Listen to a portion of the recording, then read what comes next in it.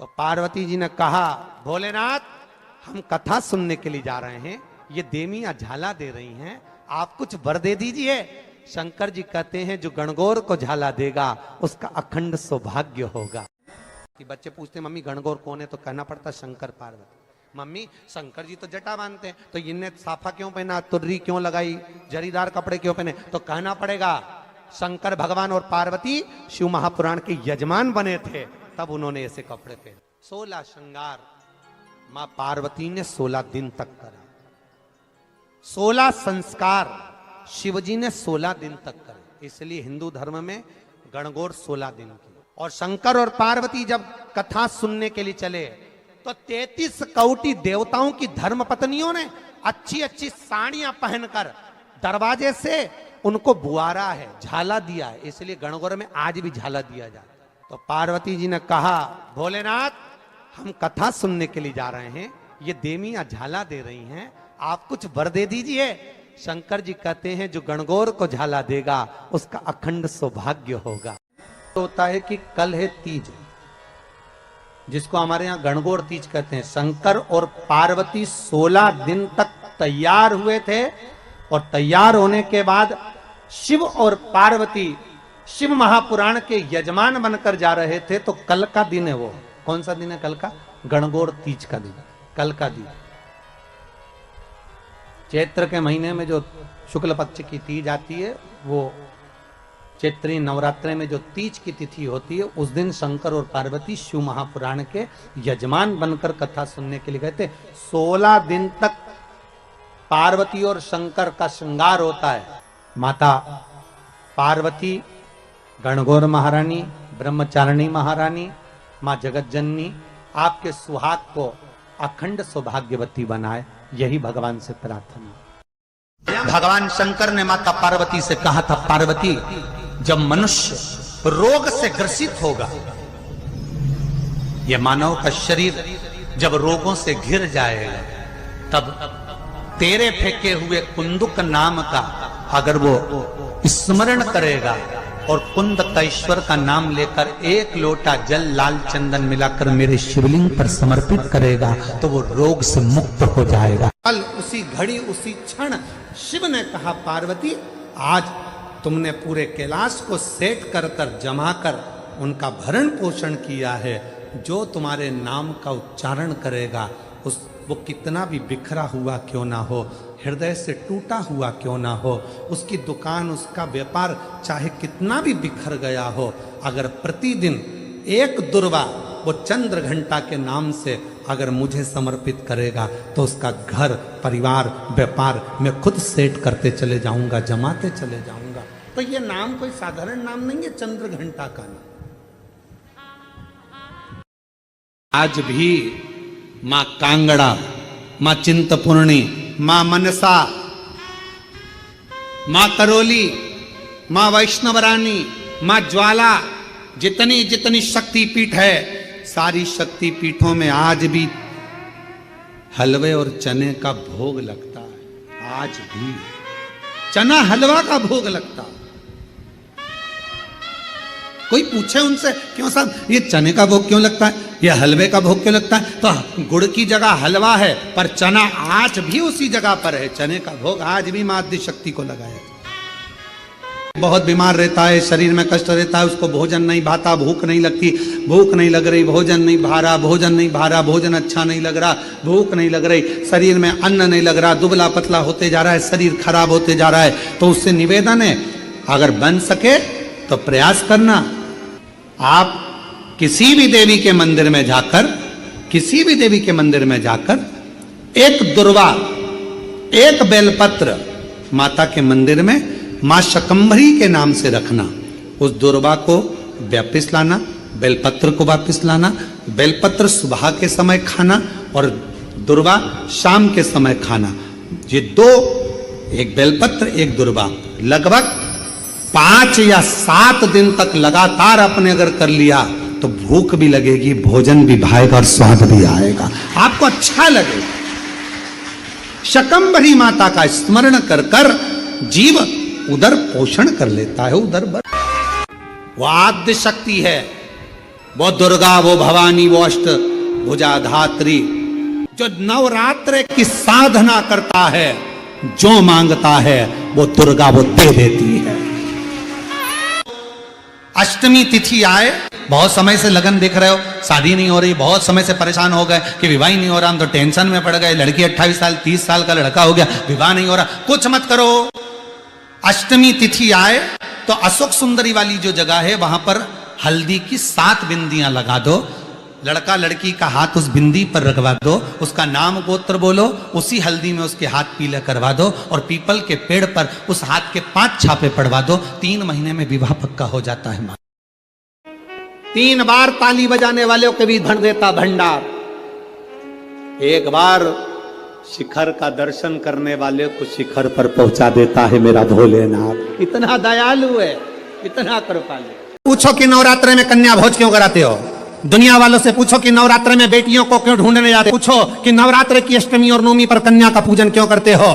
क्योंकि दुनिया वालों को ये मालूम पड़ना चाहिए कि देवी भागवत में लिखा है, एक कन्या एक बेटी जब किसी के घर में मुख झूठा करती है, एक बेटी एक कन्या जब किसी के घर में भोजन करती है तो उसके भंडारे कभी खाली नहीं रहते, इसलिए कन्या पूजन किया जाता है। यदि अपने घर में रहकर अपने दुखड़ों को रोते रहोगे तो तुम्हारा दुख समाप्त होने वाला नहीं है। क्यों? भगवान प्रतिदिन अपने घर के बाहर सुख को, लक्ष्मी को, संपदा को, वैभव को, नंदी को रोज भेजते हैं। और हमारे घर में हम अगर पुराने दुखड़ों को रोज रोएंगे तो हमारा सुख हमारे घर में कभी प्रवेश नहीं करता और दुख जिंदगी भर बना ही रहता। अपने दुखड़ों को रोना बंद करो, परमात्मा का भजन करो, अच्छा सोचो, अच्छा विचार करो। मुझे मालूम है मेरा शंकर भगवान अच्छा कर देगा, मेरा शिव जी मेरी झोली भर देगा, मेरा भोले बाबा मेरे पर करुणा करेगा, मेरा शंकर भगवान मुझ पर दया करेगा। अच्छा सोचिए। घर में कोई त्योहार हो, घर में कोई उत्सव हो, घर में कोई फंक्शन हो, पूजन हुआ, उसके तुरंत बाद झाड़ू नहीं लगती ना, घर की पूरी संपदा बाहर निकल जाती। जब कोई कन्या, पुरुष, कोई स्त्री अपने घर में आकर मुख झूठा करता है तो उसके तुरंत बाद झाड़ू नहीं लगाई जाती, वरना घर की पूरी संपदा बाहर निकल जाती। मां जगत जननी की स्तुति में सुधा का स्मरण आया। ओम जयंती मंगला काली भद्रकाली कपालिनी दुर्गा क्षमा शिवा काली स्वाहा स्वधा नमस्तुते। ओम जयंती मंगला काली भद्रकाली कपालिनी दुर्गा क्षमा शिवा काली स्वाहा स्वधा नमस्तुते। ओम जयंती मंगला भद्रकाली कपालिनी दुर्गा क्षमा शिवा काली स्वाहा स्वधा नमस्तुते। स्वाहा स्वधा नमस्तुते। स्वाहा स्वधा नमस्तुते। स्वाहा स्वधा नमस्तुते। ओम जयंती मंगला काली भद्रकाली कपालिनी दुर्गा क्षमा शिवा काली स्वाहा स्वधा नमस्तुते। ओम जयंती मंगला काली भद्रकाली कपालिनी दुर्गा क्षमा शिवा काली स्वाहा स्वधा नमस्तुते। स्वधा का उच्चारण हमको सुख प्रदान करता है, स्वधा का उच्चारण हमें संपदा प्रदान करता है। नवरात्र में जितनी शंकर की आराधना कर सकते हो उतनी करो। शंकर की आराधना करने से नवरात्र में शक्ति का बल बढ़ता है।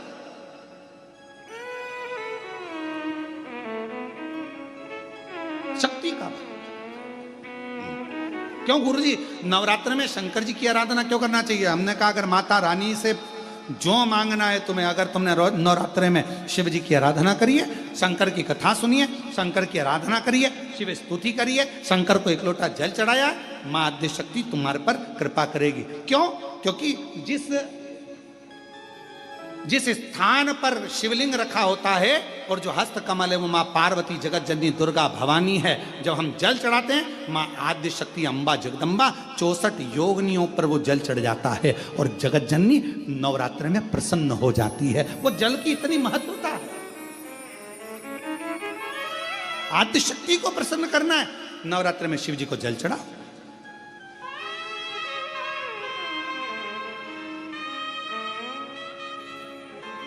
कोई बेटा बेटी है, कोई एग्जाम दे रहे हैं, कंपटीशन एग्जाम में बैठ रहे हैं, सर्विस के लिए जा रहे हैं, नौकरी के लिए जा रहे हैं, नौकरी नहीं लग रही है, हम कहेंगे लाल पुष्प की पत्तियों को प्रत्येक किसी भी नवरात्रि के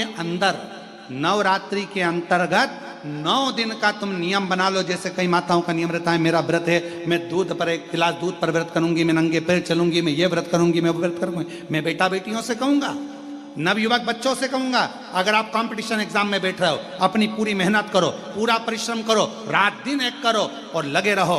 और 9 दिन तक नवरात्रि में 9 लाल फूल की 9 पंखड़ियां या 9 कोई भी चावल लाल कलर में कर कुंकू में कर अगर माँ जगत जननी के मंदिर में नहीं जा सकते, माँ भीड़ रहे तो शिवलिंग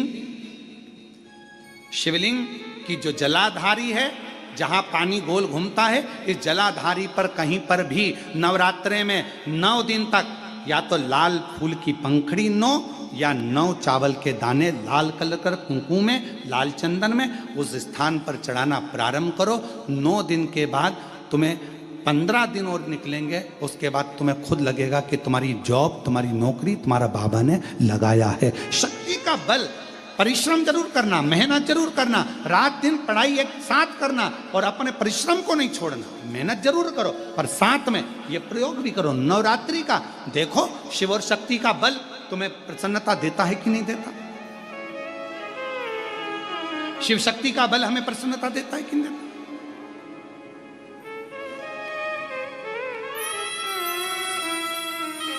अब कई लोग ऐसे होते हैं, हम नवरात्रि आई है, माता रानी को भज रहे हैं, जगत जननी दुर्गा भवानी को भज रहे हैं, पर शिव जी के मंदिर तक नहीं जा रहे, समय नहीं मिल रहा मंदिर जाने का, क्योंकि माता जी के मंदिर जाते हैं, माता जी को प्रणाम। अरे उस शंकर को पहले भजो, सवेरे उठते से ही पहला 1 लोटा जल शिव को, क्योंकि उसी के माँ जगत जननी हस्तकमल पर जल जाना जरूरी है। शंकर का चढ़ा वो हमें फल प्रदान करे, सुख दे, आनंद का। और महादेव नमन चरणों में स्वीकार कीजिए, सबका किया है मेरा भी उद्धार कीजिए, उद्धार कीजिए। हे त्रिपुंडधारी, हे त्रिशूलधारी, हे त्रिपुंडधारी, आप भजो। जिन बेटा और बेटी का विवाह नहीं हो रहा हो, लड़का लड़की की शादी नहीं हो रही हो, एक मट्टी के कलश में चावल भरकर 1 सिक्का रुपया, 1 बेलपत्र उस कलश के अंदर रखकर जिस कन्या जिस वर का विवाह नहीं हो रहा हो, उसका हाथ लाल कपड़ा या लाल जो माता जी को चुंदड़ी उड़ाते हैं, ऐसी चुंदड़ी उस कलश के ऊपर रखकर अशोक सुंदरी माता का नाम लेकर जो देवी जी के मंदिर में प्रातः के समय पर बिना बोले रखकर आ जाता है, उसका विवाह मात्र 3 से 4 महीने के अंदर जम जाता है। अशोक सुंदरी का स्मरण करकर शिव जी ने नाम रखा है मां पार्वती का चंद्र घंटा। कब? जब भोलेनाथ माता पार्वती को विवाह कर कर लेकर आए।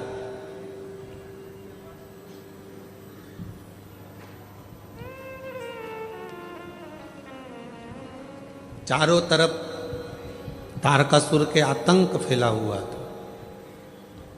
आप लोग तो गुजरात के रहने वाले हो, तो माता रानी के नामों का व्याख्यान तो आप जितना अच्छा कर सकते हो, हम तो बहुत कम कर पाएंगे। क्योंकि गुजरात तो पूरा माँ जगत जननी जगदम्बा अम्बा भवानी का एक आनंदमय स्थल है गुजरात। तो आप लोगों को तो ज्यादा मालूम होगा कि माँ चंद्रघंटा का नाम चंद्रघंटा कैसे पड़ा। चारों तरफ तारकासुर के असुरों का आतंक फैला और शिवजी पार्वती जी के साथ विवाह कर लिए और विवाह कर कर बाबा भोलेनाथ पार्वती जी को लेकर जब कैलाश पर पहुंचे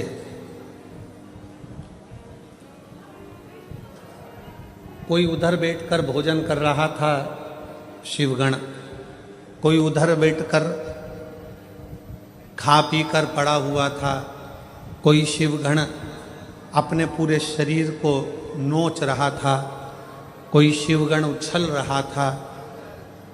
पूरे कैलाश पर भगवान शंकर के गणों ने अपना पूरा जमा कर रखा था आड़ा टेढ़ा। कुछ बर्तन उधर पड़े हैं, सोने का उधर पड़ा है, आसन उधर पड़ा है, सब सामान यहाँ वहाँ पड़ा था।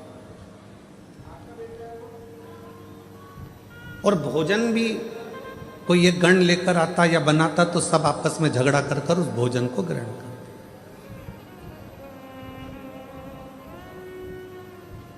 जैसे ही पार्वती जी कैलाश पर पहुंची और पार्वती जी ने देखा कि सारा अस्त व्यस्त कैलाश है,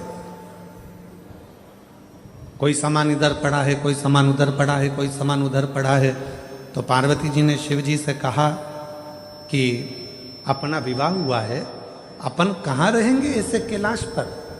शंकर भगवान बोले अब तुम घर की बहू बनकर आई हो, मेरी अर्धांगिनी बनकर आई हो, तो अब तुम इस पूरे घर को जमाना, सेट करना, पूरे घर को अच्छा बनाना, ये तुम्हारी जवाबदारी। पार्वती जी ने कहा इतना बड़ा कैलाश और मैं जमाऊं, तुम अकेली नहीं, ये गण है ना इतने सारे, इनके साथ मिलके जमाओ। पार्वती जी बोली ऐसे गण खाए पिया पसर गए, कोई अपने बाल खुजा रहा है, कोई हाथ पैर खुजा रहा है, कोई के 12 मुंह, कोई के 4 मुंह, कोई के 6 मुंह, इनको कैसे समझाऊंगी। पार्वती जी बोली इनका भोजन कौन बनाता है। शंकर भगवान बोले अभी तक हम बनाते थे। गणों का पेट भरने की जवाबदारी तो हमारी है, संसार का पेट भरने की जवाबदारी हमारी है। संसार पृथ्वी पर जितने भी जीव जन्म लेते हैं उनके पेट भरने की जवाबदारी हमारी है। पर अब आज से तुम हमारे साथ शादी कर कर आ गई हो, ये सारी जवाबदारी हमारी खत्म हो गई। आज से पेट भरने की जवाबदारी तुम्हारी है, तुम अन्नपूर्णा बन जाओ और सबका पेट भरो। हमारी जवाबदारी खत्म हो गई। बहू सोचे कि ये सामान कौन जमाएगा, सास जिठानी की देवरानी। अब तुम ब्याह कर कर आ गई हो, तुम जमा। कई नई नई बहुएं आकर कहती हैं तुम्हारा घर ऐसा, तुम्हारा घर वैसा, तुम्हारे घर में तो रहने के तरीके नहीं है लोगों को। अपने पति को रात दिन वो एक ही शब्द सुनाती, तुम्हारे घर के लोगों को रहना नहीं आता, तुम्हारी मम्मी को बोलना नहीं आता, तुम्हारे पापा को फैला देते हैं, तुम्हारे छोटा भाई ऐसा करता है, तुम्हारी बहू ऐसी करती है, तुम्हारे भैया ऐसा करते हैं, तुम्हारी भाभी ऐसा करती है। तो पति उपत कर क्या बोलेगा, अब तू आ गई ना समझदार, तू संभाल, बात खत्म। अब इतनी सी बात पर अगर झगड़ा करें, इतनी सी बात पे अगर अपन झगड़ा करेंगे, लड़ेंगे, तो कहां तक रही। अब तू संभाल। पार्वती जी ने कहा मैं संभालू। हाँ, माँ जगत जननी जगदम्बा अम्बा ने आज सारे गणों की मीटिंग करी। इतना फैलारा पूरे कैलाश पर फैला है, कौन उठाएगा। एक एक करके सारे गण खसक गए।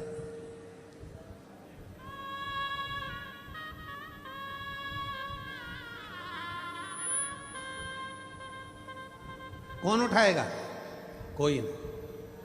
पार्वती जी ने शिव जी से कहा, वो तो सब चले गए। शंकर भगवान ने फिर डमरू बजाया, सबको बुलाया। पार्वती जी ने पूछा ये भूख लगी है सबको, हाँ। भोजन करोगे सब, हाँ। अब सबने हाँ भर दी। पार्वती जी बोली मैं भोजन बना रही हूं, जितनी देर में खाना बनाऊं, भोजन बनाऊं, उतनी देर में पूरा कैलाश सेट हो जाना चाहिए, जम जाना चाहिए। और जो जमा कर आएगा, सबसे पहले भोजन उसी को मिल जाएगा। जाओ, सब पहुंच गए, सबने सामान जमाना प्रारंभ कर दिया। कोई झाड़ू लगाए, कोई बुआरी लगाए, कोई तोरण बांधे, कोई मंडप बांधे, कोई कुछ करे, कोई कुछ करे, सब कर। एक गण आया, मां भोजन। पार्वती जी बोली चिंता मत करो,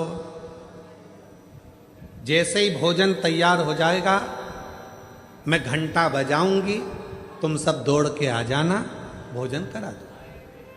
सुबह से शाम हो गई।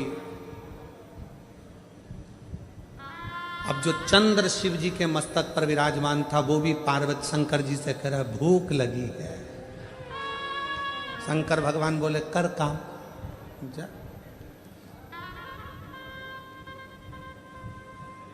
जाओ। रात्रि होने लगी, चंद्र पुकारने लगा, मां भोजन दीजिए। अब तो पूरा घर जम चुका है। तब पार्वती जी ने देखा कि पूरा कैलाश जम चुका था।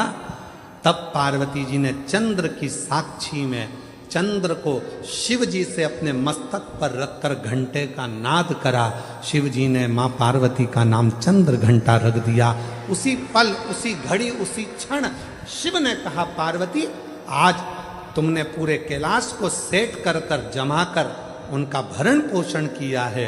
जो तुम्हारे नाम का उच्चारण करेगा वो कितना भी बिखरा हुआ क्यों ना हो, हृदय से टूटा हुआ क्यों ना हो, उसकी दुकान, उसका व्यापार चाहे कितना भी बिखर गया हो, अगर प्रतिदिन एक दुर्वा वो चंद्र घंटा के नाम से अगर मुझे समर्पित करेगा तो उसका घर, परिवार, व्यापार मैं खुद सेट करते चले जाऊंगा, जमाते चले जाऊंगा।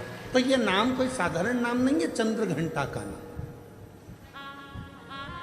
केवल नवरात्रे व्रत करने से पूर्ण नहीं होते, केवल नवरात्रे 9 दिन तक भूखे रहने से पूर्ण नहीं होते, केवल नवरात्रे नवरात्रि तक जागने से पूर्ण नहीं होते, केवल नवरात्रे घर में ज्योत जलाने से पूर्ण नहीं होते, केवल नवरात्रे 9 दिन तक जवारे बोने से पूर्ण नहीं होते, केवल नवरात्रे 9 दिन तक कलश स्थापना से पूर्ण नहीं होते।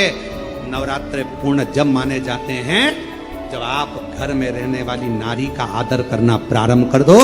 प्रत्येक कन्या में, प्रत्येक बच्ची में तुम्हें मां जगत जननी का स्वरूप नजर आने लगे और आप स्त्री को सम्मान देने लगे, आदर करने लगे, तो समझना कि नवरात्रे सिद्ध हो गए, नवरात्रे में आपकी साधना सिद्ध हो गई। आज से नवरात्रे प्रारंभ हुए हैं 9 दिन तक।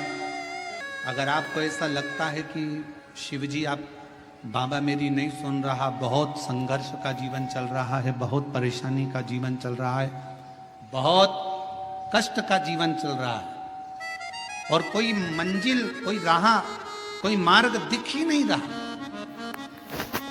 तुम्हारा कैसा भी दुख है, जो आज से 9 दिन तक का एक नियम ले लो। मुझे शिवजी के मंदिर में अशोक सुंदरी वाली जगह पर एक बेलपत्र मां हेमवती माता के नाम से, कौन सी माता?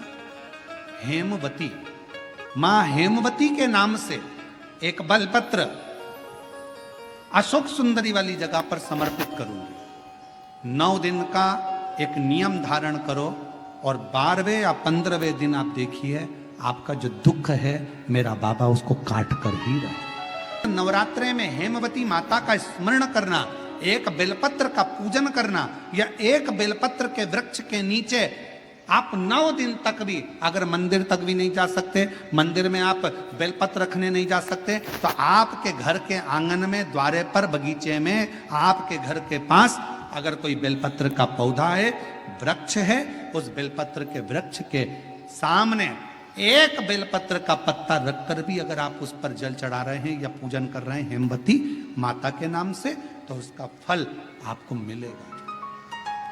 और मान लो बेलपत्र का वृक्ष भी नहीं है, हम मंदिर भी नहीं जा सकते, हम कहीं नहीं जा सकते, घर से बाहर कैसे निकलें, पानी तेज है, जलवृष्टि हो रही है, बहुत सा पानी है, तो क्या करें? अपने घर में जो शिवलिंग है तुम्हारे घर में अगर जो शिवलिंग है, तुम्हारे घर में जो शिवलिंग विराजमान है, उसी शिवलिंग के साक्षी में, सम्मुख में भी अगर हेमवती माता का नाम लेकर अगर एक बेलपत्र समर्पित करोगे 9 दिवस तक, तो उसका फल मिलेगा जरूर।